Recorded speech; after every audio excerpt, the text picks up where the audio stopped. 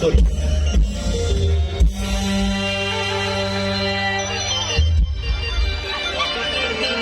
หลายปีมาอยู่ในร่างกาดำนอกคนกำถือคนสังคนยำปากกาดำกำปีบ่มีหอดบอดเสียเกิดมาให้เพิ่นเว้าเด้อเพิ่นเว้าว่าลูกสัวดอกบัวหมอต้องจากบังเวียงทองห่างเมืองเด้อไกลบ้านเป็นบัญชาของท่านเทวาได้สาบสงจักหน่อยจักหน่อยจักหน่อยนะครับเป็นบัญชาของท่านเทวาได้สาบสงให้ลงมาโลกไตกับทับไว้แต่ละผู้ศาสตร์อดีตพระคิดกลุ่มปานกระสุมมังต่อคิดขึ้นมาโลกพอสังกทอน้องลุ่มไว้พุทธองลงมาใส่คนกับอีกทราบไหมสีกาสอนหลังใบลายปีใดแบ่ผ่านมาเมื่อยแม่นานวลโอ้ยอะไรนะเดี๋ยวจังเตยโอ้ยน้องพึ่งเจ้ากินเหล้ากายังเขาเมากระมูแต่เดี๋ยวเนี่ยบอกอยากซื้อเนี่ยคุณพ่อคุณพี่ของ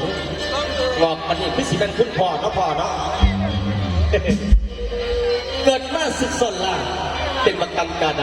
ำเพิ่นขับหนีเมืองเปียงจันทร์ตั้งแต่เขายังนอนกับว่าบุญของคอยแท่ประจุอยู่กลางทางยาจับสวนเลี้ยงไว้จนได้ใหญ่มากพี่น้องเอ้ยท่านยาจับสวนก็เป็นพอมือนั้นกาดำก็เพิ่งสิตายไปแล้วนะพี่น้องครับห่วย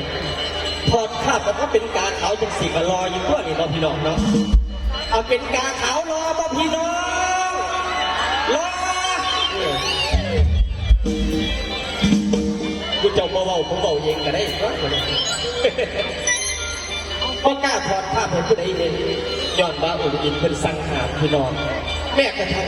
อีญาจับสวนกับว่าเคยเห็นหลานได้หลุดรอจากสิจ้าเถื่อนห่วย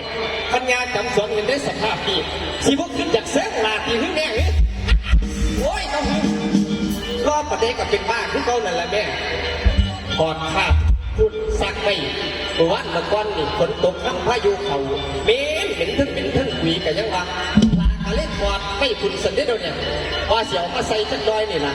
สิเขาไปหายาจังสวนแต่จะตัดขึ้นเป็นล่างเก่าล่างผู้ให้ผู้เก่าแต่ละอีแม่แต่ว่าเราก็มักใส่แล้วก็ใส่เอียดใส่คักใส่แน่กันยังวะเรื่องก่อนไหนจักเทือเอาละลาสิเขาไปหาเอียจะฆ่าบนเด้อพี่น้องเด้อกระดับเฮ้ยตัวจริงมาเว้าตัวตนจริงของเขาสวัสดิ์เจ้าคนบันแดงกามมาเทพเสียแสงลงมาโลกมนุษย์ไต่เพื่อมาใส่ดอกวงเวผลแห่งกรรมยังซ่อนเล่นเด้อสอนเล่นอีกจากพวกสิจมกันแม่แต่นางในฝันอยู่สวรรค์ก็ท่านพอป่านใดน้อสิเห็นหน้าผู้ลงนำกันมาไม่นั่งฟ้าของตากำปากกาดำผู้ตำต่อยยังคอยเจ้าอยู่เสมอเด้อแฟนฟังโอ้ยไปลาเป้าไปก็ดอกพี่น้องครับใส่ครับใส่ ได้ละ